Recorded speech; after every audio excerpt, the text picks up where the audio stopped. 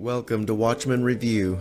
Journalists currently allowed in the White House press briefing room are a bunch of clowns and deceivers, wouldn't you agree?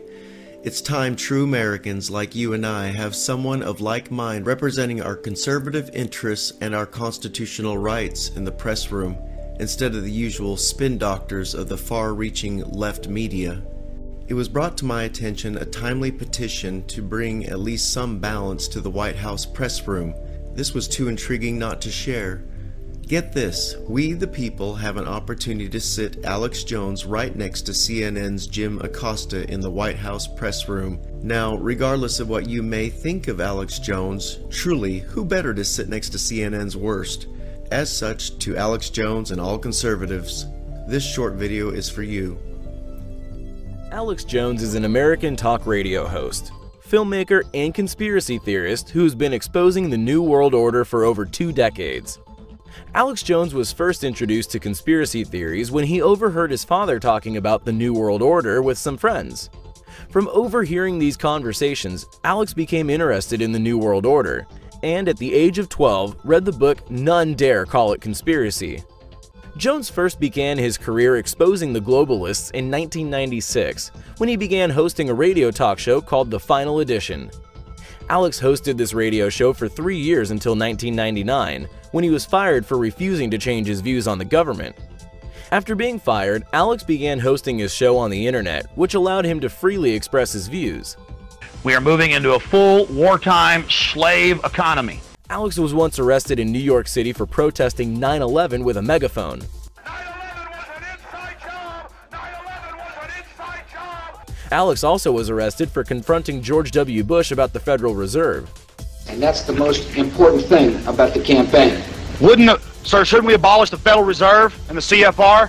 That's the real reality that none of you will talk about. Hitler took the guns. Stalin took the guns. Mao took the guns. Fidel Castro took the guns. Hugo Chavez took the guns. And I'm here to tell you, 1776 will commence again if you try to take our firearms. What they need to hear is real teaching about the world and the nature of good and evil and the spiritual world all around us, because in that is the spiritual power, and people will feel it and they will see it, and you won't be able to keep them away from it. After playing a key role in getting Trump elected as the Republican nominee, Alex began getting attacked by the left. YouTube, Facebook, and iTunes completely wiped out over a decade of his content, banning him from all of those platforms. But the unpersoning of Alex Jones continues. Now his show has been completely removed from the iTunes radio app, from Stitcher, from Spotify. They even banned him from LinkedIn, and MailChimp, the email service company that he uses to send out his email letter,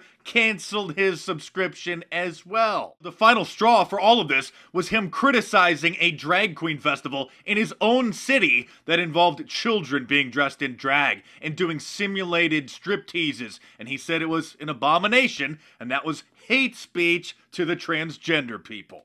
But it turns out these platforms have a legal right to kick him off. The First Amendment is not a blanket guarantee of free speech. It says that Congress shall make no law abridging the freedom of speech or of the press. The corporations aren't the government, and they're not bound by this.